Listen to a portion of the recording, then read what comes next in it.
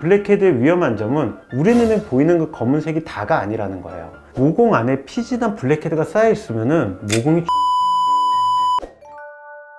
원장님 코가 왜 이렇게 깨끗하세요? 코요? 콧구멍? 아니 블랙헤드가 하나도 없으시고. 관리를 좀 받긴 했죠. 그러니까 피디님이 코에 블랙헤드가 좀 많으셔서 걱정이시구나. 원장님 블랙헤드 없애는 비결 좀 알려주세요.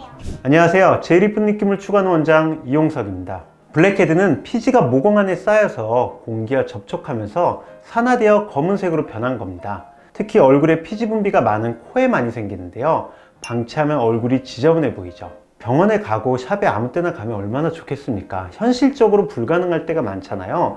이번 시간에는 블랙헤드를 없애는 효과적인 방법 3가지를 알려드리도록 하겠습니다. 첫 번째, 각질 제거입니다.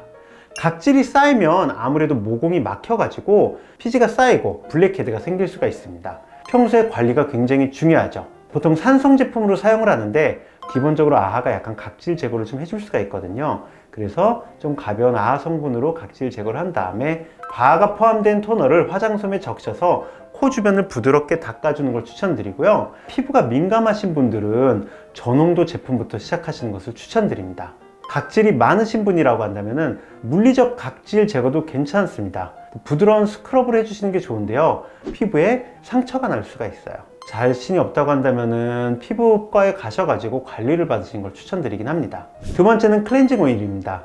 기름은 피부에 쌓인 피지와 불순물을 부드럽게 녹여주고 블랙헤드와 같은 모공 속 노폐물을 제거합니다. 각질이 두껍거나 피지 분비가 많으신 분들께 특히 효과적입니다. 마른 얼굴에 부드럽게 한 3분 정도 롤링하면은 피지가 녹아서 나오면서 약간 오돌토돌한 게 느껴집니다. 이때 물에 묻혀 유화 후 세안을 하시면 되는데요. 너무 자주 하지 마시고 일주일에 한 2번, 3번 정도 해주시면 됩니다. 시작 전에 따뜻한 물이나 미온수저 또는 스팀 타월로 모공을 살짝 열어주면 훨씬 더 좋은 효과를 보실 수가 있습니다. 메이크업을 하셨다고 한다면 지우고 하는 게 당연히 좋고요.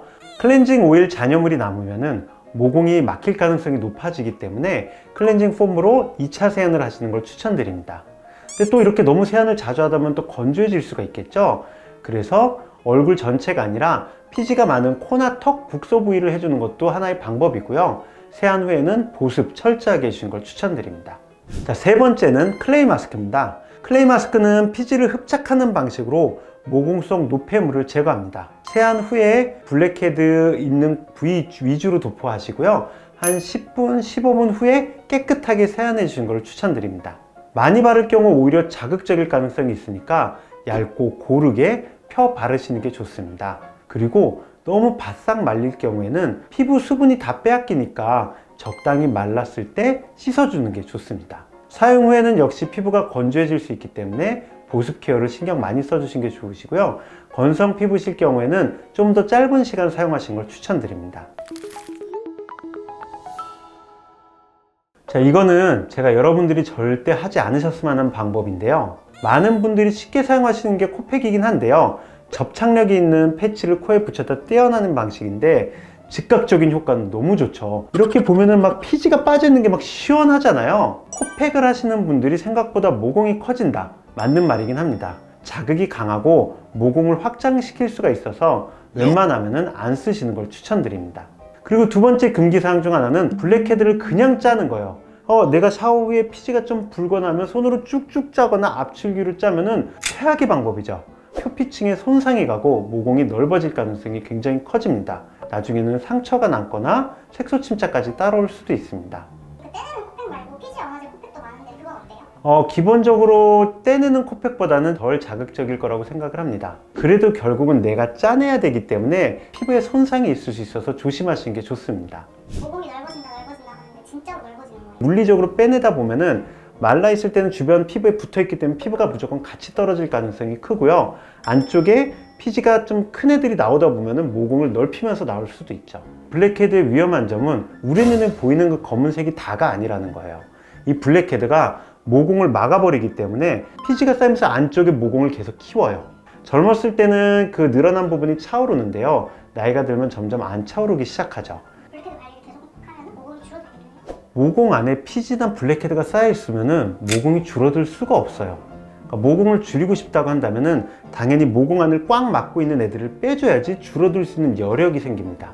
그래서 가끔씩 블랙헤드 관리나 아쿠아필 같은 걸 안 받으시고 모공을 줄이는 시술을 받으시는 분들이 있어요. 그런 분들은 약간 효과가 떨어지니까 모공 케어 먼저 하신 후에 모공을 줄이는 시술을 받으시는 게 좋으시고요. 젊으신 분들은 모공 안을 깨끗이 해주는 것만으로도 스스로의 탄력으로 인해서 모공이 줄어들 수 있으니까 너무 늦지 않게 시작해 보시는 게 좋을 것 같습니다. 그럼 원장님은 블랙헤드 관리 어떻게 하세요? 저는 솔직히 병원에 있다 보니까 그냥 내려가서 우리 피부 선생님들한테 부탁드려요. 피지가 많이 쌓였다 할 때는 아쿠아필로 관리를 많이 하죠. 피부 관리에 자신 있으신 분들은 아바 제품을 사용하시는 걸 추천드리지만 일반인들이 어설프게 유튜브를 보시고 코 쪽이 예민해져서 딸기 코 되시는 분들 너무 많거든요. 그냥 가급적 병원에 오셔서 또는 샵에 가셔서 관리를 받으시길 추천드립니다. 어떠셨나요? 오늘은 블랙헤드 홈케어 방법을 알려드렸는데요. 여러분은 어떤 방법이 가장 효과적일 것 같나요? 본인 피부 타입에 맞는 걸 선택해서 꾸준히 관리해보세요. 깨끗하고 매끈한 피부를 유지할 수 있을 겁니다. 오늘 영상도 도움이 되셨다고 한다면 좋아요, 구독, 알림 설정 부탁드립니다. 끝까지 시청해주셔서 감사합니다. 모두 예뻐지실 겁니다.